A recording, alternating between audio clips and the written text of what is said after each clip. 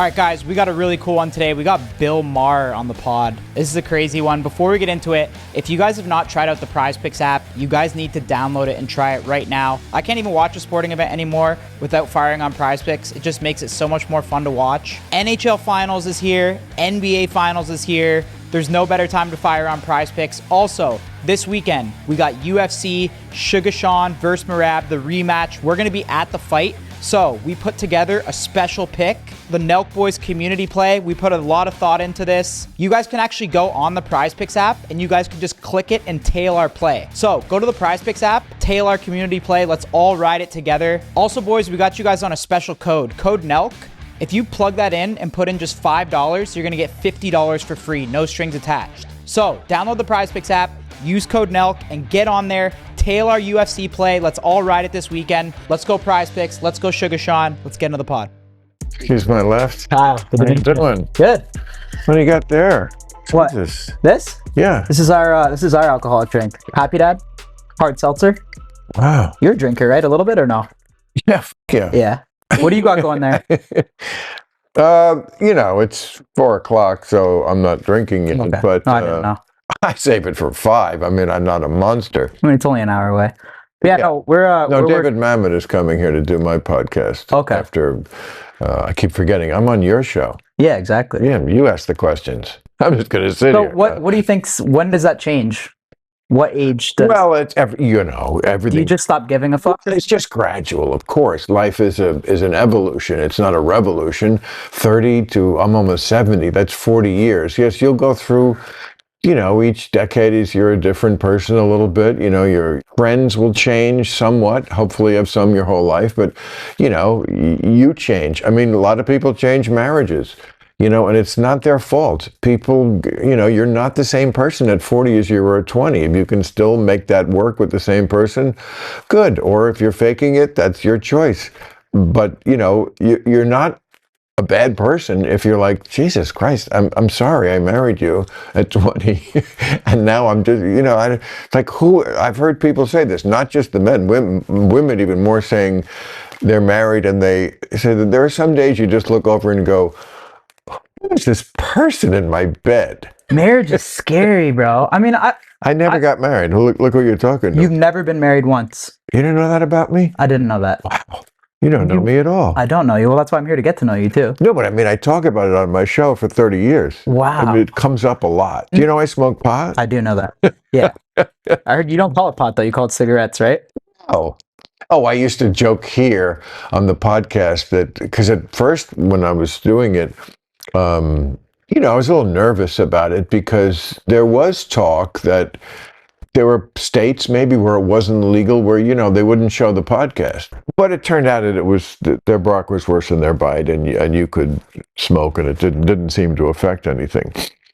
But so I used to joke when I was at the first, few months we did this, and I was kind of nervous. I would just be smoking the joint, and I'd be like, these clove cigarettes are fantastic. That's what people smoke when they're, How many cloves you rip in a day? Not a lot. People think I'm a huge pothead. I'm not a huge pothead. I'm a pothead. I'm a high functioning drug addict. I'm very proud of it. But I don't even smoke every day. No. I try to limit it as much as I can because the less you do, the better it works. I'd love to quit for a month. But that's not going to happen, Kyle. I've tried many times. I think weed's just person to person too. Like I don't think it has any. Does it have any, serious health effects? Not really. Not like alcohol. It's definitely not like alcohol. Yeah. I mean, I don't believe my hippie friends who talk about it like it's health food. I go by common sense a lot with health, and smoke in your lungs. You weren't born with smoke in your lungs.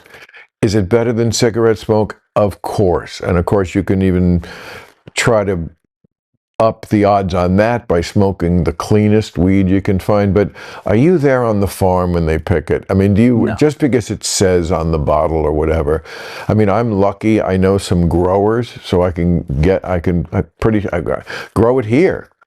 I don't personally, but You got a couple plants out there? I could show you when we walk out. Yeah. You ever toss a little tobacco in the the joint or no? Never. You're just clean straight weed. Why would you take, you're you're saying, okay, this isn't the greatest thing for my health, but it's way better than cigarettes and alcohol. Why would you then make it into a cigarette? We used to call it batch bowls when we used to rip bong. Like you put a little tobacco in and then you mix it with some green and it just gives you like a nasty head rush, and then you're also getting the high. Tobacco actually affects your high. Well, it gives you that instant head rush right away. So when you hit the bowl, you get the head rush first, and then it kind of simmers off, and then you get the high. Yeah, that's another thing you're going to outgrow, Kyle.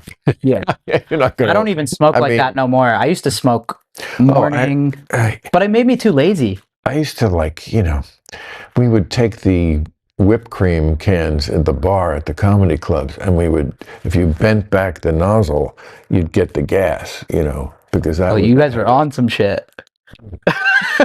And then the whipped cream can. Yeah, the bartender would be pissed because then the whipped cream wouldn't come out because you robbed all the gas so you could get high.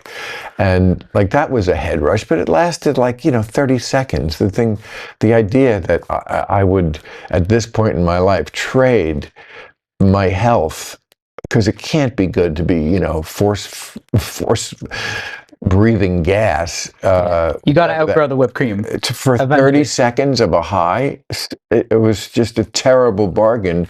But, like I say, you just, your cerebral cortex or whatever it is just still growing, especially men. Men just, one of the hardest things in society really is, no matter what age you live in, women just mature much, much sooner. Mm-hmm. And men, you literally, I think, need like a 40-year head start. What do you mean? I mean, that sounded a bit, yeah. If I would, hypothetically be going out with a 26-year-old, hypothetically, it would be the correct amount of time between us. You'd need to be 66 to be the same maturity level? Well, I'm 69, but, roughly, let's round down. Yeah. But I'm just saying, you need a very, very, people are different, but to be as mature as they are, even in their mid-20s, yes, you need, that's my experience, that you need to be way, way, way older. I mean, I was not mature at all at 40. Really? Yeah, because I think a lot of times in what you're doing in our lives, all of us. Do you think that potentially is the environment you're in? Or do you think all 40-year-old males would not be mature? I mean, you probably had a fucking playground, right? I think what it is that you're always, in a sense, making up for the last era of your life. Now, I did not have a good social life when I was an adolescent. Mm-hmm. When you should be, kids are mostly having fun at college. They're known as party schools. I had none of that experience. I had a horrible time socially at school, college, and in high school I was very shy, and I had one girlfriend, and that was it the whole time. And so I was kind of making up for my fun years of adolescence that didn't go well. I think that happens a lot in our life. We're making up for something in the past. It can be something in childhood. People don't have great childhoods. Their parents fuck them up in some way, and they're always compensating for that in some way for late into life, sometimes their whole life. Right. So I think that's one reason why I was, socially not very mature at that age. I just still wanted to have fun. I mean, happens to women too. I've known women, I don't think I was personally involved with them, but who had kids young, and then they get to be 40, and they're like, shit, I missed out. I missed out. And they get mad at the husband sometimes. You robbed me of my youth, and I was raising your kids. Yeah, nobody put a gun to your head. No. But now they want their day in the sun, and they want to be fun and hot and out, and I get it. It's all how you handle it. All right, guys, summer's here. You know me, if you've been following me, I'm always trying to stay in shape, trying to look my best while we're always traveling, partying. One of my little cheat codes that I always have in my fridge are Factor meals. What I love about Factor is they just have so many different meals on their site. You can choose your diet, you know, whether you want high protein. If you're even trying to bulk up, they have stuff that's like high carbs. What I love about it too is there's just so many different options. Last week I had this like protein jalapeno one. The food's actually really good too. It's not like a shitty gas station meal. It actually tastes really good. So if you're trying to get in shape this summer, I know cooking can be a lot. Meal prepping takes a lot of time too. Go to factor.com/nelk50. That's gonna get you 50% off your first order plus free shipping, which is an insane deal. So go on the site, put together your diet. There's fucking tariffs on tarps this summer. We got to be looking good with our shirts off, and Factor has you covered. Go to factor.com/nelk50, 50% off and free shipping. Shout out to Factor. What do you think the difference is, like dating when you started dating, caught that, or like going out and partying versus like now? What's the biggest differences, you think? I'm not out that much, and I probably don't go to the places you go, but occasionally I do, because like I do like younger friends. I just do. I mean, a lot of my friends, certainly the ones I go out with, a lot are millennials. You look fucking great for 60. Oh, thanks. I owe it all to clean liquor, Kyle. I was at this party, listen to this. I was with somebody I know and her younger sister, who's like, you know, very in the mix of Hollywood. And the Hollywood social scene is just a lot of trust fund kids and Nepo babies. That's who runs the nightlife. Okay. So we went to this party. I remember it was outside. It was a nice night. And, you know, and I was looking for pot, or maybe I had pot. So somebody asked me for pot. That's what it was. And I was like, me? Why are you asking me? Don't you kids have any pot? Nobody had pot. And I was like, what the fuck? Nobody, you're 22 and nobody's, you know why?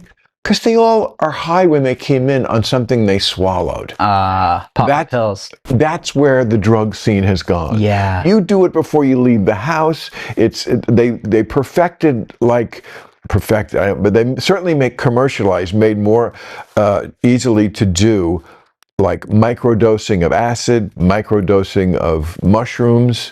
Mushrooms is very, very big now. Right. Microdosing? Right. So they're not smoking pot because they're on a bigger drug before they even left. And pot is sort of like, you know, old school or something. Nevertheless, a lot of people seem to want it when I lit it up. Yeah.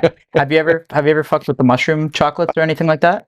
No, but I used to do mushrooms we didn't put them in anything. They were like fucking out of the ground. They were like disgusting dried buds that you found a way to eat it, but sometimes, it was like... Tastes like shit. Tastes like shit. And then sometimes you got a little queasy or even threw up.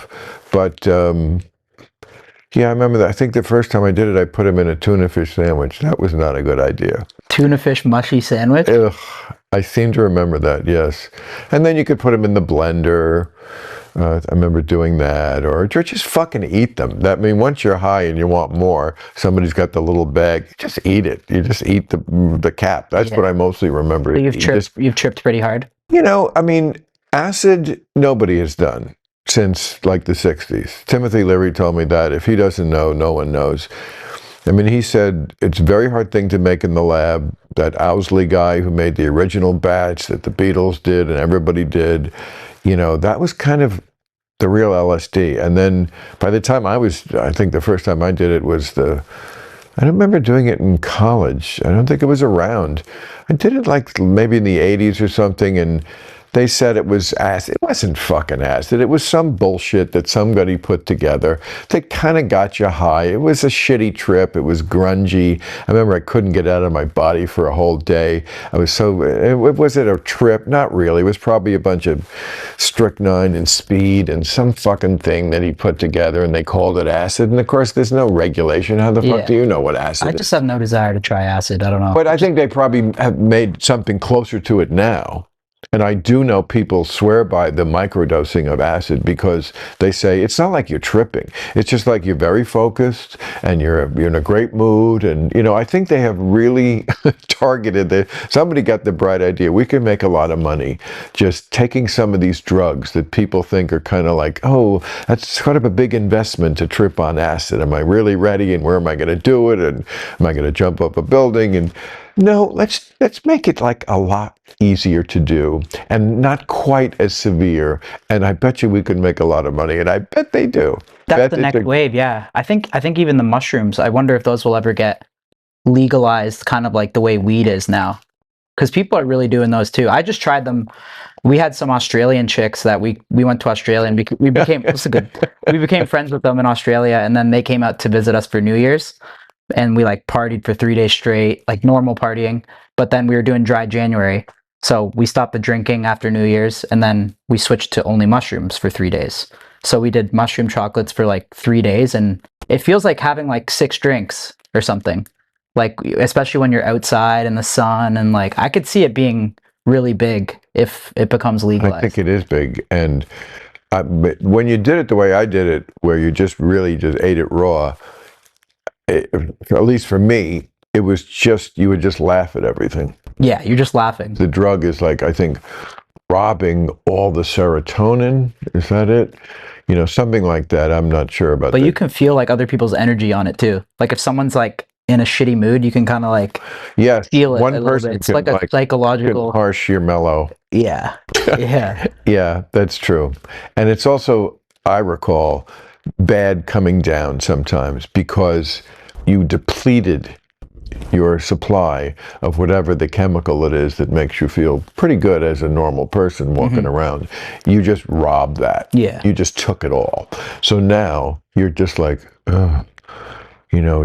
it's probably close to what people who are depressed feel like, who need, Right. I mean, for years they didn't treat depression with drugs, which was crazy because, psychiatrists, they were useless. It's not about that. These people just lack a certain amount of whatever the serotonin or whatever it is that makes the endorphins, which I call the You dolphins. think it's like a chemical imbalance? Of course it is. Well, not all depression, but much. They found, yes, people who went to shrinks for years and then they took one pill and they're like, oh, okay. So not exactly problem solved. And of course, there's lots of problems with the drugs themselves. Yeah, don't a lot of people say that those drugs just kind of mask the problems and they don't actually? Well, they can do that. They also can just yes, they'll take away your lows, but also your highs. So you're just kind of like existing, it probably takes away your libido, no, you're not depressed, but you might as well be, because it's very hard to be on psychedelic drugs, psychotropic, whatever the word is, drugs, and find the exact right dosage and have it just be the good part and not the bad part. Of course, nowadays they just start kids way too early, way too much on drugs. On No fucking wonder the Adderall? kids are all on drugs, because you put them on drugs. You horrible, horrible parents. Just, severe cases, yes, but, boys who are agitated, that's being a boy, okay? Once you start them on here, take a pill, you just created a drug addict for life. They'll just switch the drug out for other ones. Putting a kid on Adderall, it's pretty Yeah. much legal meth, right? Like It is. It's exactly what so it is. stupid. Of course, the kid's unhappy. Of course, he's a fucking kid. Yeah. I was mostly unhappy, not like fundamentally unhappy, and certainly not because there was anything really wrong in my life. I was fortunate. Just because I'm a control freak, that's my nature. You don't have any control when you're a kid. You're vulnerable. You're just, everything you want is like far away. Like, I didn't really want to be a kid when I was a kid. Adult shit looked good, and I was right. You always wanted to grow up, right? Yeah. I was right. It is better, adult stuff. What's the best era for you? Like I'm 30 right now.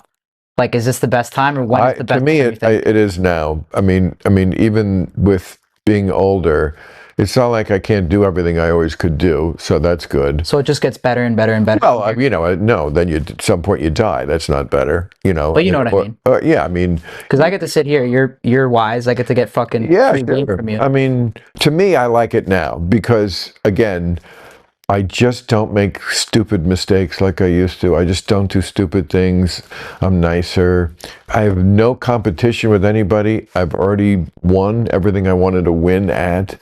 The few things I didn't, you can't get everything, and I'm totally at peace with that. And so I'm not like competitive with anybody. I don't have to prove anything. I could quit tomorrow and I'd be very happy with my legacy and everything I did.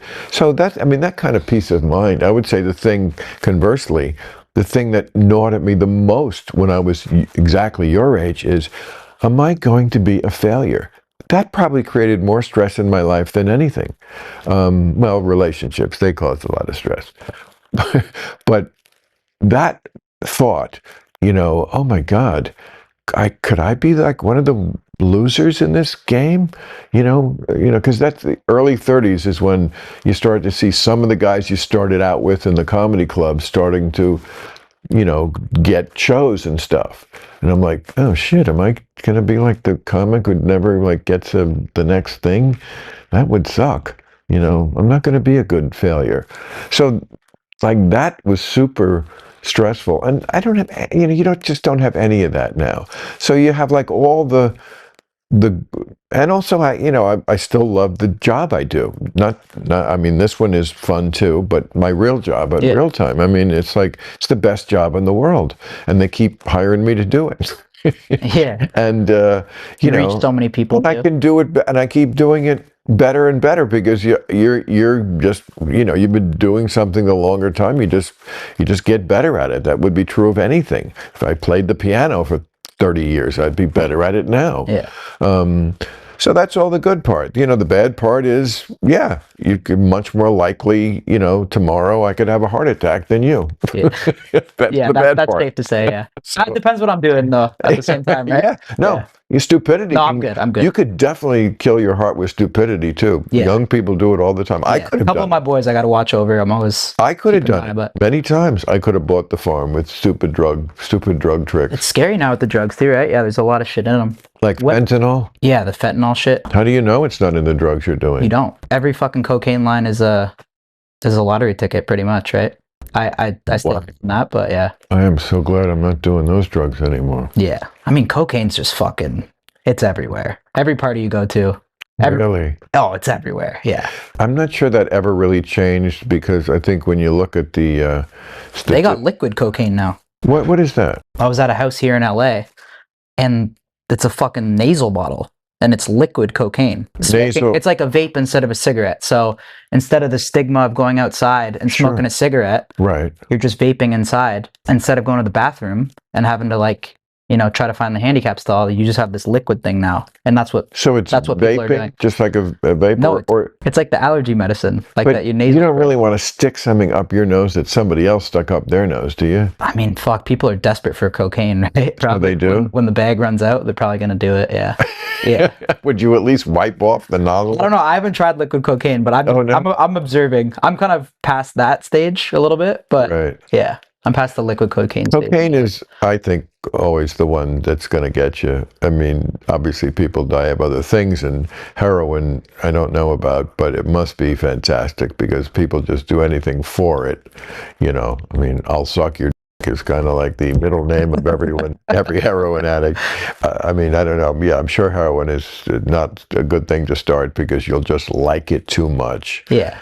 But cocaine, certainly everybody, or not everybody, but a lot of people like try it, experiment with it, at least do it once or something. And, you know, it's the classic honeymoon drug. Like, you know, at first it's like, wow, this is cool. And I don't need a lot of it. And it's just, it's a real slope, right? It's a real scam. Soon enough, you will be doing a little more, and then, you know, you just don't want to get to that place where you're waking up in the morning and it's the first thing you do and you're chasing that high all day. Thank God I never got to that place. No, that's crazy. But people do. I mean, because cocaine has such diminishing returns. Like, you could chart it. Like, oh, the first time I needed one line and I was high for 4 hours. And, you know, 6 months later, I need 40 lines and I'm high for 20 minutes. You know, it's like that. Yeah. It's a great product because it incites you to get more of the product. Yeah. All right, guys, I know you guys have heard me talk about the MoonPay app before, and honestly, I'm not going to stop. I just think MoonPay, honestly, is the best crypto app in the game by far. Pretty much every crypto provider you can think of, they use MoonPay, and that's how you can use your debit cards, your credit cards, Venmo, PayPal, literally every payment provider MoonPay uses. Something really cool that MoonPay just added is they're now working with Rally, which is a social crypto wallet that allows you to track, trade, and discover new NFTs and meme coins. You can follow your friends and top traders directly in the app, and you can receive real-time updates and start trading in less than a minute. Whether you're a new crypto user or an old crypto user, MoonPay is the best app in the game by far. So download MoonPay app. Stay tuned to our socials too, because every single week we're giving away $1,000 in crypto. All you got to do is DM us your wallet address, and you have a chance to win $1,000 every single Monday. Take advantage of that, guys. It's a free $1,000. Shout out to MoonPay, the best crypto app in the game. Let's get back into the pod. What was the best decade to party in, you think? When you're young, whatever decade But that like is. 80s, 90s. No, I'm saying whatever young, doesn't matter. There's people always partying, but it's a young man's game, young person's game. So what was your favorite? Like partying, like actually. Like what era you were like? I mean, I was out of control, really. Not out of control, but sometimes. You were out of control. I'm just saying, I feel like I ran a little roughshod over this town from like, say, I don't know, not really the 80s. It was really older because like I had 90s. money and more money and, you know, invited to more things. Like after I got politically incorrect started in 93, I used to go out a lot with my great friend Christopher Kid Reed from Kid and Play. 90s in LA was probably sick. He was my, we were drinking buddies, and we were a bad influence on each other. I used to call him Ted for a while because I had a girlfriend who did not like him. You know, and he's the greatest guy in the world, but you know, it was like he was, you know, What's his name? Ted? No, his name is Chris, but I called him Ted because he was like Ted from the movie. Okay. You know, remember the movie Ted? Yeah. And you know, Mila Kunis does not want Mark Wahlberg to have his teddy bear because it's just leading him to, you know, they're going to go do stupid boy shit and drink too much. And Chris was kind of like Ted like that. And I was like, I'm not giving up my teddy bear. I'm sorry. When you get that one friend, you just bounce off each other. But yes, and we both liked our pot and liked our liquor. I mean, I drank too much. That was a stupid thing. I should have just done it on pot. But you know, you're young and your body takes it. You will party to the extent that your body lets you. That's the rule I've found in life. That's just the way it is. When your body lets you have 30 drinks a week, you will. That's so true. And then you just shut down one day. No, not shut down. Well, I mean, like when I was younger, I definitely got more colds, flu, that kind of shit, because I kept my body shittier. I had all that liquor to process, which is not good. So my body was compromised, and did not have the defenses. Nothing horrible happened, but yeah. You're smoking and drinking and partying and not getting enough sleep. Yeah, you're going to be and now much less, you know. Do you have a crazy party story? I'm sure I've got 1,000, but you got to tell us one. Oh, I don't know. Yeah, I guess I did crazy things. I mean, I didn't like ever get up on the roof and jump into the pool. I mean, it wasn't like rock star shit, but what was like the craziest party you've been to? I had a couple of big ones here when I first got this. Oh, you throw shakers? No, not for 20 years. Yeah. But like when I lived next door, you know that, right? So this property came available like a few years after I moved in, and it was a lot of room, and I wasn't actually living here. So I said, oh, great, let's throw a party. I mean, this room itself was one of the big parts, you know. Yeah, I could see that. This is a great party room because you can't destroy it. It's just so solid and ugly to begin with. Well, I made it beautiful with all the stuff on the walls and stuff, but I mean, it's just concrete and, you know, it is a down and dirty place. And that's perfect for a party with a bar and a pool table. And but I had people swarming all over this property. I mean, it was like an all day. And then, of course, LA people come way late and then don't leave when you want them to. they won't leave. They don't get the fuck out in LA. I noticed that. And they also think, people in LA think they can just like walk into any part. It's like an open house Really? policy. You mean Compared to like Miami or something, like if you're having a party and people just House see parties. it on the block, they'll just walk well, in? people hear about it now. Like people text each other, Of and it's like, course. yo, there's a party here, and it's Right. like if you don't let people in, they kind of get pissed because it's like I think LA is more like an open house policy. Wow. Yeah. I would really not go for that. Yeah, it sucks. I would be in a bad place if I had to like be the one to deal with people who got mad at me if I didn't let it. Because like my recollection of like the 2 parties I threw is like, I think both times somebody let somebody in, or somebody got in who was like a real turd in the punch bowl. You know, after the party was over, I heard from like every girl, oh, you know, there's this asshole that was hitting on everybody. Like, in an obnoxious way. It's like, okay, who? This guy? Oh, I don't even know this guy. Yeah, So throwing parties it's a liability. it's right? a lot. Yeah, Sometimes you just think, hey, you know, I'll have some people over. It seems like nothing. And then it's like, well, there's got to be food and we have liquor and you have to have enough supplies. And is the toilet going to overflow?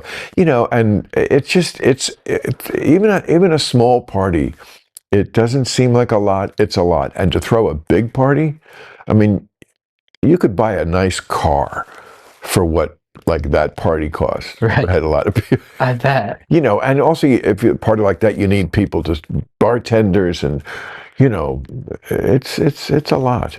Are you into cars? No, No. What are you into? Anything like watches or like anything like that? no, I'm not that materialistic. What do you like to spend your money on? I like having a lot of land. Just buying land? Well, land here. How much land you got here? Like how many grids I have a good spread here. It's not exactly the Ponderosa, but you could hold a hunt here with if you combined all the spaces.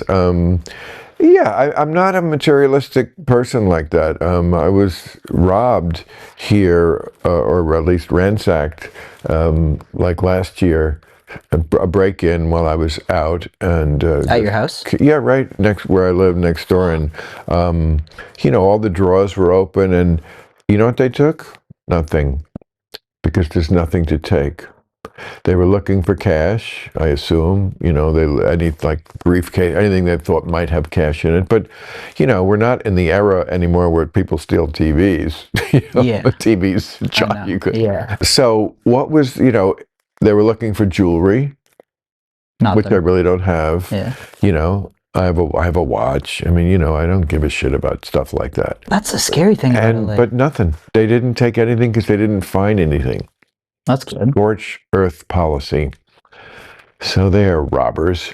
You've had to done something crazy. But then I fucking went nuts making this place robber proof. Yeah. I didn't even have an alarm, How did you go about that? Oh, I can't tell you all the things, Yeah. but I'm not going to give away our tricks. But we definitely, the alarm was the first thing, and then, yeah, I pitied a fool who tries to break in here now. Yeah. There's a lot of like home robberies in LA, right? Lots of they call it home invasion.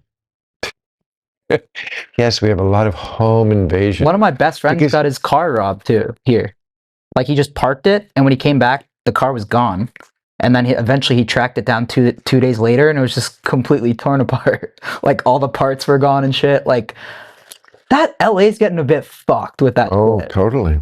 You live out here. I live in Miami now. Oh, Miami. I lived here for like 7 years in LA. Oh. I'm from Toronto, Canada originally. Oh. But I came down here when our YouTube started getting big because this was the spot for YouTube and all the influencers. But we just moved to Miami about 1.5 years ago. Well, I'm going to have to make a call and you will be deported because you're not an American and we do not like migrants anymore. So bye-bye. I actually helped our mutual friend Trump a lot. I actually got shouted out in the inauguration speech. So you're more of a friend. I would say we're acquainted now. You're good friends with Dana, though, right? I am not good friends. No. I'm good friends with Kid Rock. Kid Rock. He's my friend. Dana White sat there. We did the podcast. That was nice. I like Dana. I like everybody. Yeah. Everybody. Doesn't mean I agree with everybody or, you know, go so far as to like, I mean, here's a funny story. So before we went to the White House, like a week before, Bob, Kid Rock, texted me and he said, he showed me this picture of like it's like a vintage guitar or something. And he said like, hey, I found this guitar. What do you think we get this and give it to POTUS as a gift?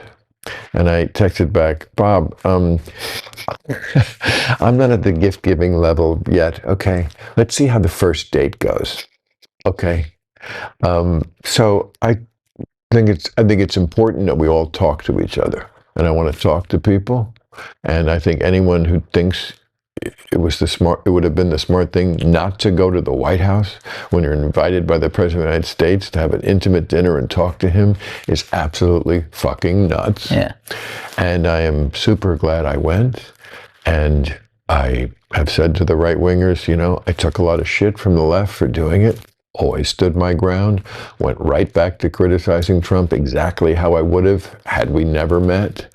I kept my honor, but I definitely think we should talk. And could I become friends with anyone? Yes, but it never happens. Not friends. Friends happens over time. Yeah. But you can also be friends with someone, I guess, and not agree with them politically. Totally. Friendly.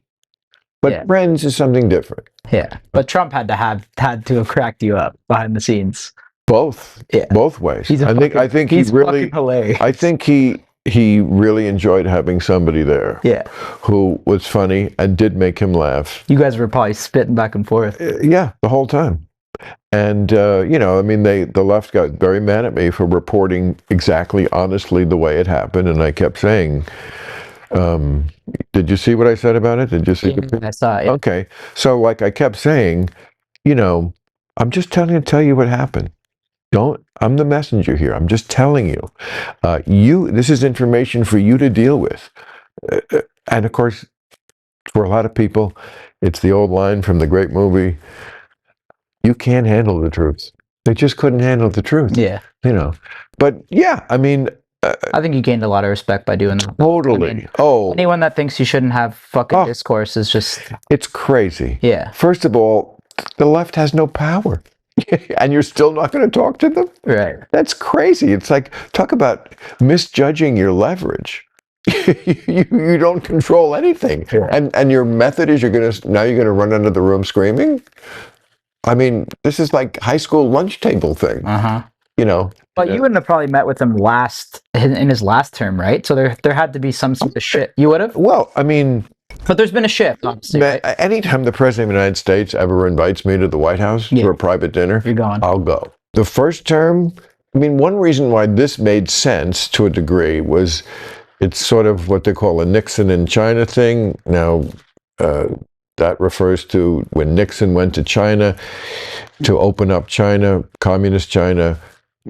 People after that always called it a Nixon to China thing because it meant Nixon had been so hard on communism that it made sense for him he had the credibility to go to China and open it up because he was the last person they thought was weak on communism.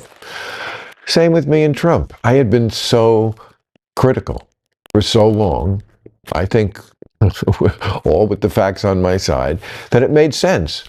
And of course, the night before the dinner, he shit tweeted a bunch of. Right? Yeah. It was hysterical. It was perfect. I was so glad it made it in character. This stupid Bill Maher's coming. Kid Rock thought it was a good idea. I don't think it's a good idea. It was great. And then, of course, he was completely different when I was there, and he is very different. And I know that bothers people, but it's just the truth. And but it made sense for me. And one of my prized possessions right now is I brought him that sheet of paper where I printed count them, 56 different insulting things he said about me. And of course he signed it without question. He probably loved it. Yeah. I mean, he certainly did it with no hesitation. I said, will you sign this? Yeah. And it's just the funniest, greatest fucking memento in the world. Where do you got that at? It's hanging in my living room. Yeah. You frame it? Totally. Yeah. Of course. Yeah. Actually, I had a facsimile made, because you can't tell the difference, and framed it. The real one I keep in a safe. Yeah. Away from the robbers. Away from this house. Yeah. Just a safe. Really? Yeah. Just way away. Yeah. I have nothing here. I mean, maybe that would be, something that people would want to steal. I don't know. I don't think it'll be worth that much money, but it's worth a lot to me. And it's just funny. All right, guys, also really quick, fullsend.com, we just restocked it with brand new UFC full send shit. You guys love this shit. We just got a ton of new designs. I have them all in my closet. They're so clean, so fresh. We revamped the entire quality too. A little more heavyweight, a little more thick. You guys have been loving it. Also, we're gonna be at the fight this weekend. Obviously, we're cheering on our boy Sugar Sean. If you guys are at the arena, pop by the merch areas, cop some UFC full send shit. Trust me, when you're in the arena, everyone's rocking this shit. I think full send UFC is outselling every single other UFC collab, which is sick. So guys, go to fullsend.com, grab something, rep the send. I love these UFC full send shirts. I fucking live in them. Let's get back in the pod. Where do you think like the left lost people? I think it was with the transgender shit. Well, it's all that kind of stuff. Now, I know your audience, we can talk about this all day and they'll think, oh, great. But, just put it in perspective. I think the right is even worse because they don't respect the rule of law anymore, and they certainly don't respect democracy. Whether we will ever really have another election, we don't know. The fact that when a Republican wins the White House, life goes on the next day. It's fine. It's perfect. No problem. If a Democrat wins, they just go apeshit and make up a lot of shit about how it wasn't a real fair election, which is all just fucking made up. And you guys and you kids who think that that's all cool, you should own that and do a little more research. That was just the Biden one, though, right? I personally saw no evidence that it was rigged, but yeah. It was not. Many people studied it, including Republicans. It was thrown out of court like 60 times. It was ridiculous. Yeah. But that's where the bros are. But why that happened, I completely understand. Because to your point about transgender, it's not just transgender. The far left, what we call the woke, they seem to embrace every sort of obviously, aggressively anti-common sense thing. So that people, like regular normal people, a lot of them don't follow politics that closely, but they go, these people just seem to be so deliberately counterintuitive to common sense. Mm-hmm. Like, you really want to put this hulking trans woman, but obviously looks like a very large man on the woman against women swimming and things like that. And they just go, absurd. I can't let people who have this worm in their brain, whatever that worm is. Bobby Kennedy's not the only one with a worm in his brain. I just can't let those people take over this country. And I totally get that. It's one reason that the right does not hate me, even though I call them out on their shit just as much and never stop calling Trump out on his shit. Because I recognize the craziness on the other side too, and I call them out on their shit just as much. It's just that if I had to balance the two, the left shit, yes, is still less fundamentally, existentially threatening. And it actually affects way less. The left just got the woke shit got too far. You know what I mean? And it is bad. And it has affected lots of people. Just not as much as if we never really have an election again. And a lot of the other stuff. What do you mean by that? Like I just said. There'll be no more. What do you mean there's no more elections? When a Democrat loses, like Kamala, like Hillary, they go away. They understand there's a winner and a loser in elections. You think if Trump lost this last one, he would have just accepted it? Probably not, yeah. Right. I don't think that's a right issue. I think that's just a Trump issue. Trump is... Like, if J.D. Vance loses, if he runs next year, he'll probably shake hands and move on like a gentleman. But it's Trump. That's possible. That's what you get. That's possible. But Trump is the right now. Yeah. So but I think that's just a Trump issue. That's just what you get. That's a very sanguine way to look at it. That's possible. I'm not going to say that's not possible, but expecting a very rosy future based on that may not be. Kamala was pretty, let's say, respectful, obviously, like the way she handled it, but let's say it was like that Ilhan Omar girl that ran or something. Well, she's not going to be the... Or AOC. I bet I could see them saying it was rigged too or something, or having like a bit of a hissy fit. Ilhan Omar would not accept the Well, results of Ilhan the Omar election. is not going to be the Democratic nominee for president. But I'm saying there's different people in each parties that might throw a little bit of a fuss if they don't win. A little bit of a fuss is different than what they have done, what they tried to do in 2020. And by the way, he knows that. Well, it's Trump. He's a different type of guy, right? The private guy knows that. Yeah. All right, I got to do my other show. Awesome. Well, this was awesome having you. I appreciate it. It's good sitting down with you and just getting the free knowledge and wisdom. Basketball injury, so that's what I'm gonna. Oh, basketball injury. You balling? Yeah, you know. How'd you injure it? You know, just a jam fit. Oh, the pros are always, because then it's like it's funny. It doesn't hurt, but it's got that. Unless you put the splint on, it's going to be like that for like life. Yeah, it's the tendon. That's the worst injury. It's the worst because I can't play. Oh, true. Actually, I was out there yesterday just playing lefty. Damn, it's tough. Just passing and shit. No, I was just a couple left-hand layups. Working on. I can shoot like a short hook shot lefty, and I can of course shoot a lefty layup. You can always make a positive out of a negative. If I come out of this like better with going to my left, which I should, with all the training I'd be putting in, then I'm going to look on the bright side. That's a great way to end it. All right. Thank you, Bill. We appreciate Pleasure. you. Awesome. Thank you for having me on. That was awesome.